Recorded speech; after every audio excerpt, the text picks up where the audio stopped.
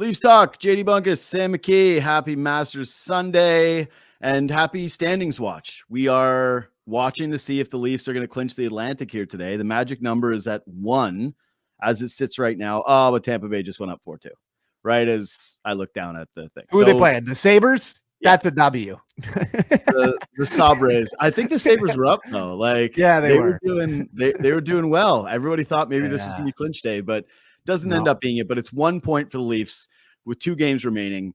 Where do you want to start with this one, brother? Maybe weathering the storm in the first period. A really impressive Joe Wall performance where they talked a little bit about it in the pregame, where Fried was talking about how there's a big opportunity for him to just kind of go out there and put the little reminder, put the little, the bug in the ear of the coach for, like we've all talked about it a million times, that Stolarz is game 1 guy, but put that thought in his mind going into game 1, going into game 2, going into game 3, that you have another really good guy on your bench. And I thought he was brilliant, particularly in the first period. A lot of stuff from the outside. They love to juice the shot counter down in Carolina to make their Corsies look good. But he made 2 or 3 really excellent saves. That could have been easily a 2 or 3 nothing lead for the Carolina Hurricanes, for a team on the second half of back-to-back with travel that just didn't look very good. Yeah, listen, the Hurricanes get to bring the chart up to Tulski and go, look at the Corsi. And he's like, our Corsies were amazing today. Yeah, amazing Corsies. Like, hey, we'll get them next time.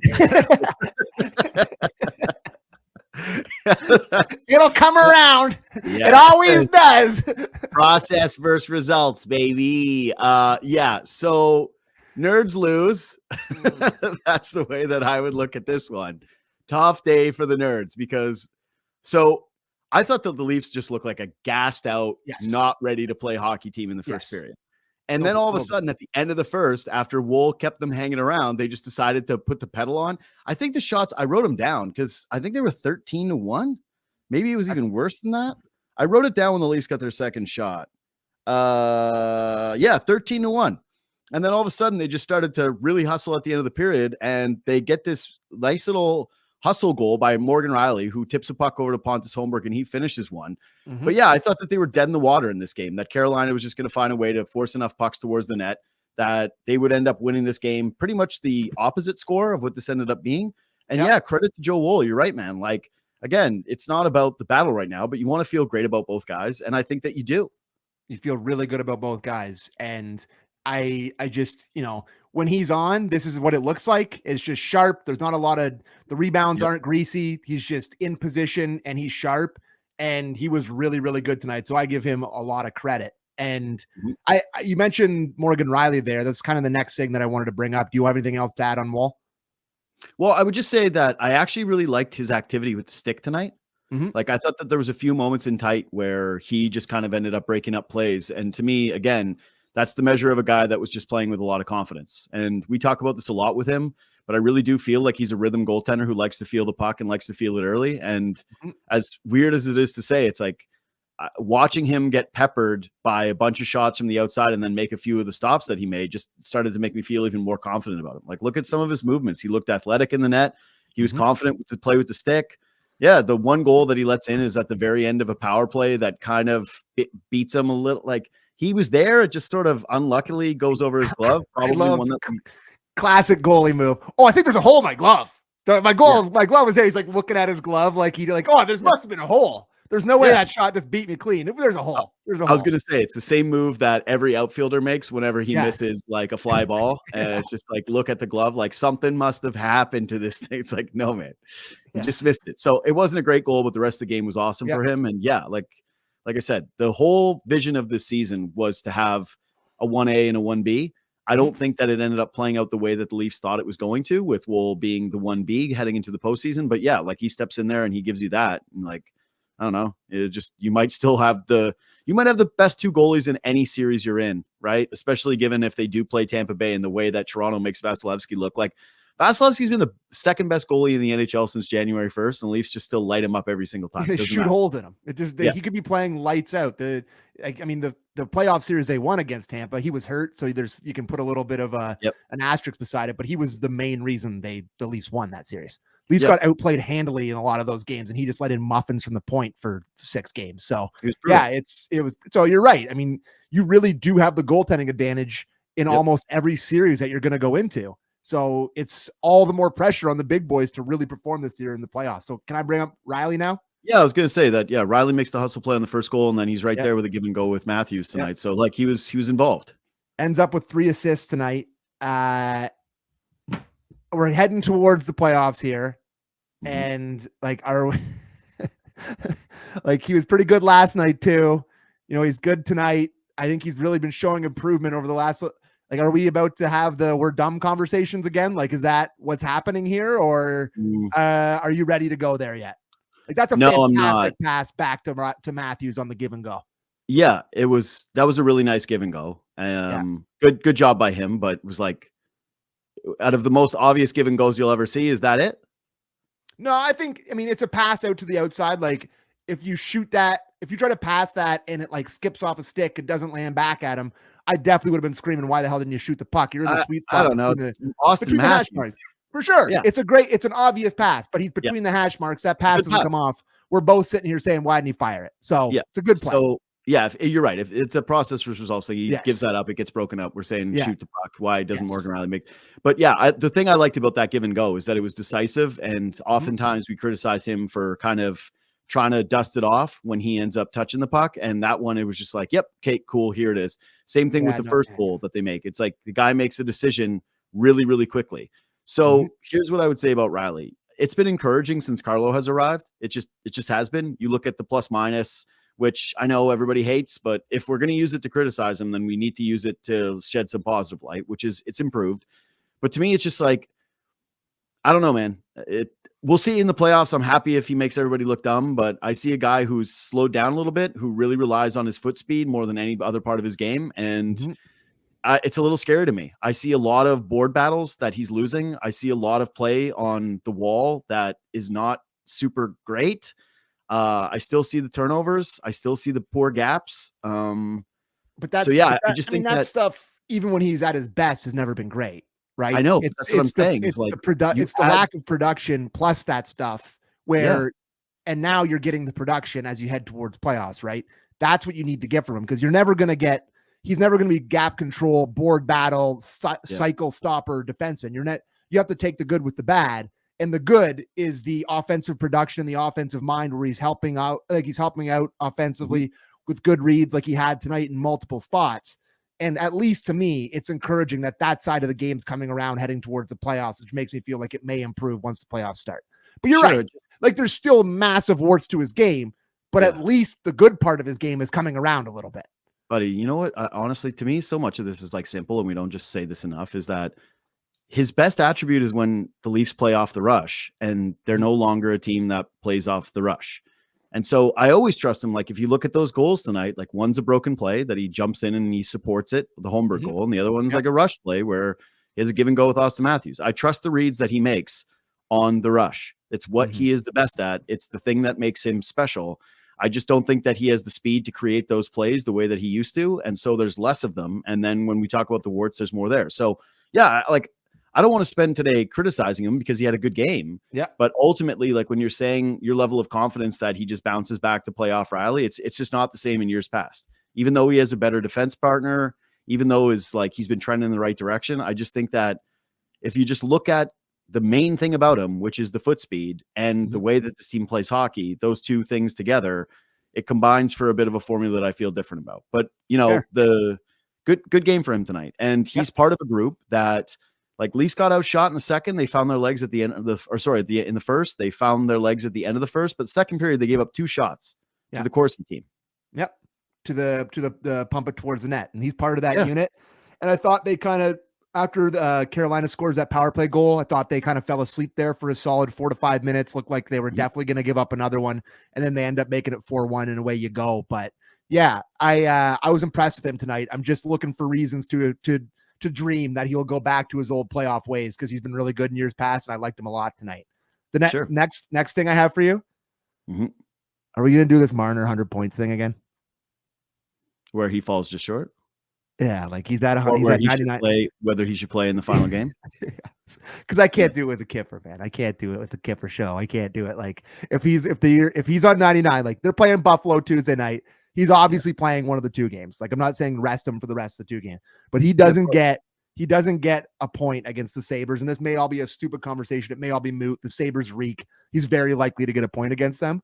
But like, it is very funny that he just couldn't find another assist tonight, or couldn't find one bounce off somebody's butt and go in, just had the 100-point thing. We don't have to have this conversation. It's every year we have this conversation at this exact same time. It's the exact same convo. It's hilarious. It's really hilarious.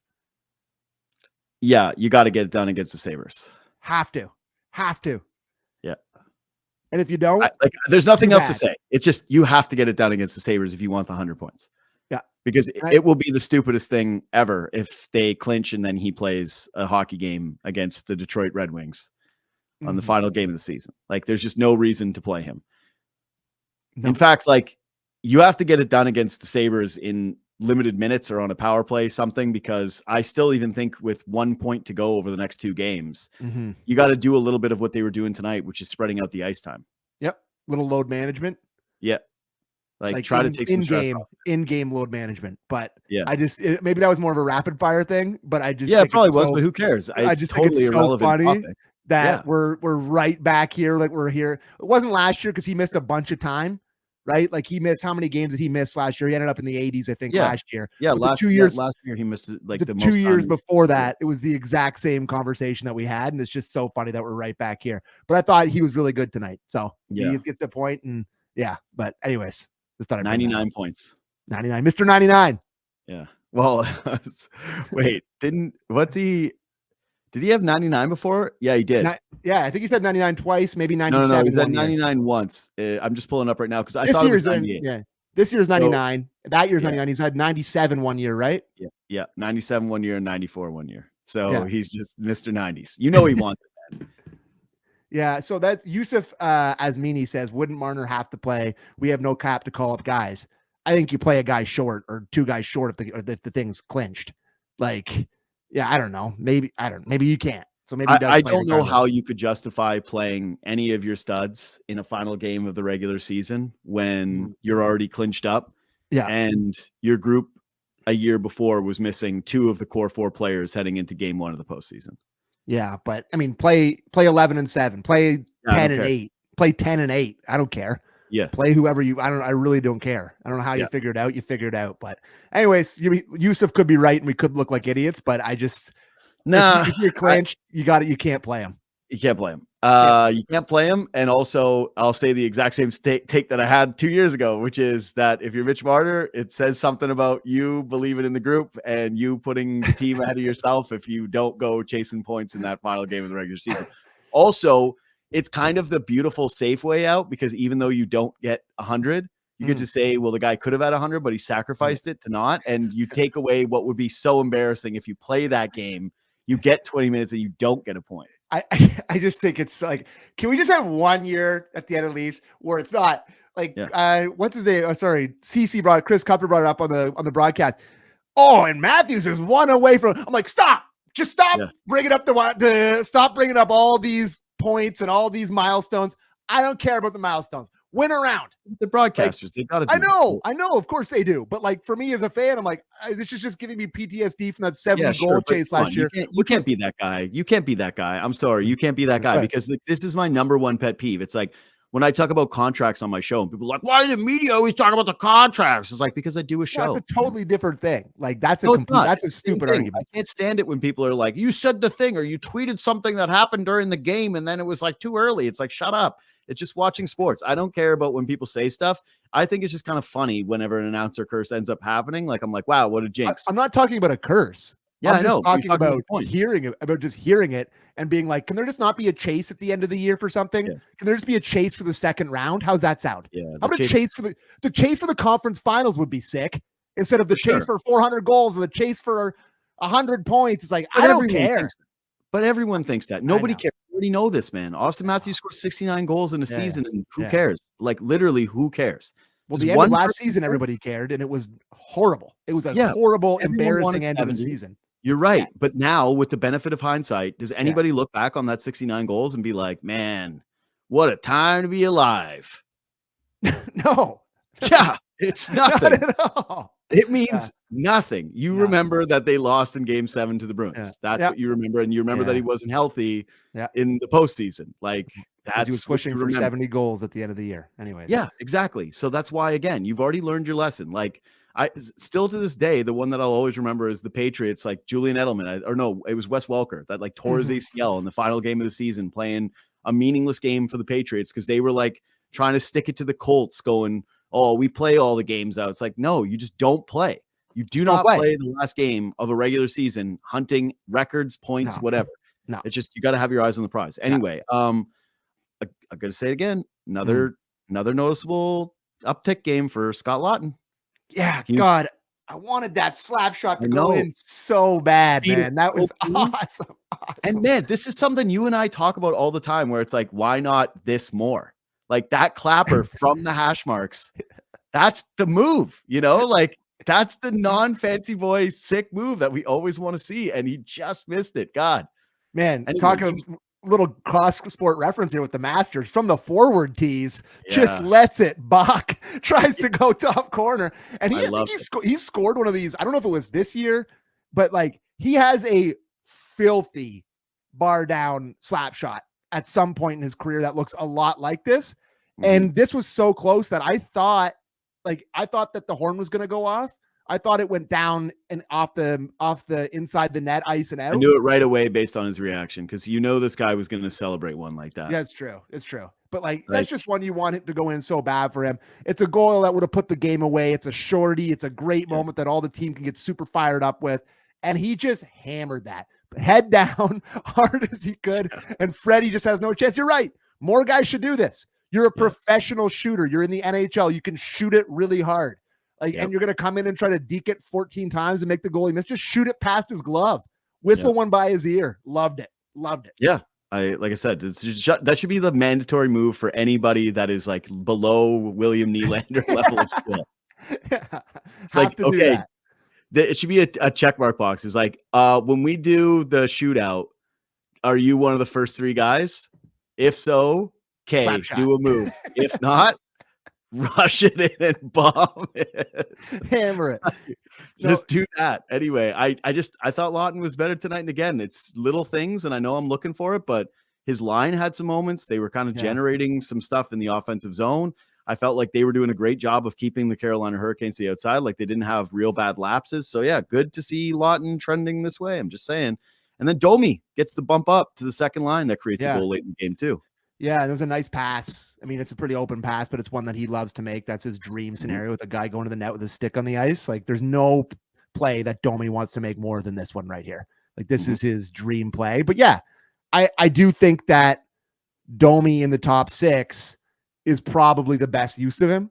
Like, I really do. I think there's enough really good players, and like that's his dream play right there. If you're watching on Sportsnet, just did hard slap pass right across the ice for a tip. But what I'll say is, I think there's like playing with Tavares and Nylander. You're not going to love that line defensively, clearly, but it's a great offensive line with guys who kind of think together well. I think they would probably be pretty hesitant to do it in the playoffs just because of how bad defensively that line has the potential to be. But how many times have I said to you that I'd like to see Domi in the top six more? We've had that conversation probably on 15, 20 Leaf Talks this year. It's just, I think he plays way better with good players. I know there's a lot of guys you could say that about, but Domi specifically just thinks on the same level as a lot of these good players. He just doesn't necessarily have the I don't know what the word I'm looking for here, not skill, but whatever. He's not necessarily a top six guy, but when he goes up there, he can look like it. So I don't know what they do. It's kind of scary to me that they haven't really figured out what their lines are. We're 2 games away from the playoffs, but he looked good tonight. So good on him. Nice pass for an assist. So I like this. I like the look of this line. I would give it one more peek because again, you're playing for 1 point. So why not see what they can do? Again, the issue is that you need Tavares for a lot of D zone draws. Yeah. And it's like you lose those draws and now all of a sudden you're out in the ice with Max Domi, a place that you don't really want to be. I don't mind it though. I've always thought like there's supposed to be enough skill with the other players that are on the line in the top 6 to be able to paper over some of Domi's mistakes. I still think Domi, the only way that he actually lives up to the contract is if Mitch Marner walks in free agency and he steps in as like a Mitch Marner extreme light on the first line playing with Austin Matthews. Yeah. But I thought this was something we figured out last year and we've talked about a billion times with this team. It's like Max Domi really only makes sense as a top 6 winger with this Leafs group, and anywhere else he's never really fit, and you get frustrated with the holes in the game rather than the thing that he can do well. And so, yeah, tonight he was buzzing around. Tonight he made plays and he deserves credit for it. Yeah. But yeah, when he's trying to be your, third line center, that obviously is not a workable solution. It's why going into the deadline, they overpaid for Scott Laughton. Like their GM agrees with you. Their GM with the truth serum, the chips are down. And he said, here's a first round pick and a top 4 prospect, because I don't think Max Domi is a third line center.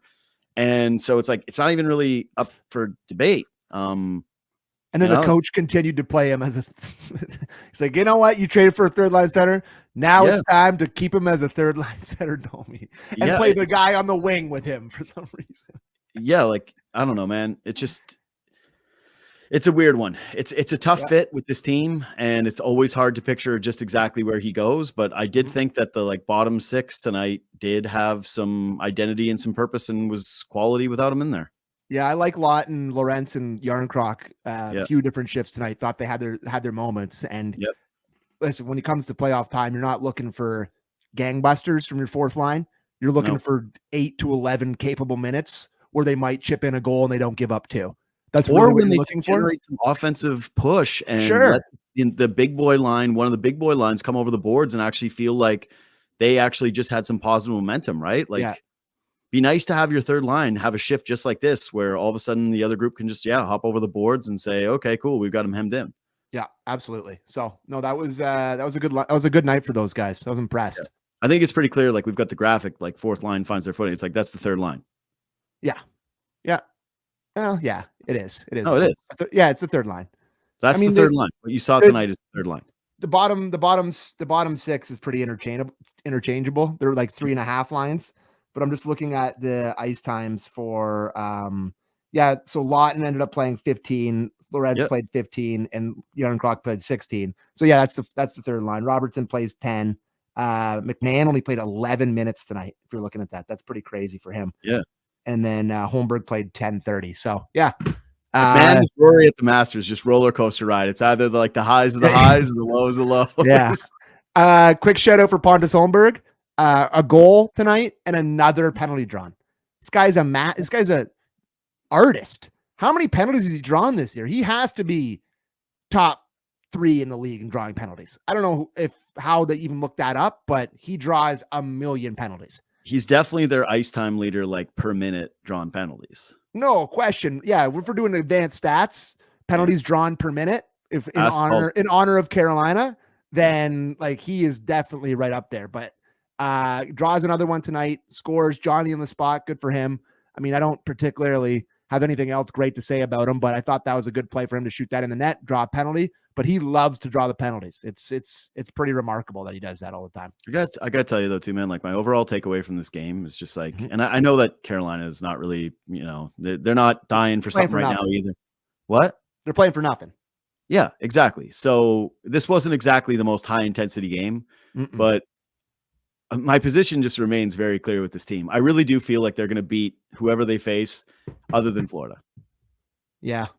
That they've just got something about them right now where it's like they reel off a ton of wins, man. They just find ways to win these games. They've got a wide variety in which they can do it. And it just says I think it says something about your team when you get outshot by 15 in the first period and you still find a way to just take advantage of Carolina and bury a couple on them. And the way that I feel about our goaltender versus the guy that they have who used to play here and just about every other team they match up with, you just feel good about their chances, even with what the shooting numbers are. They've just got they really do. This feels really stupid to say about the Leafs, but they've got a winning aura about their team.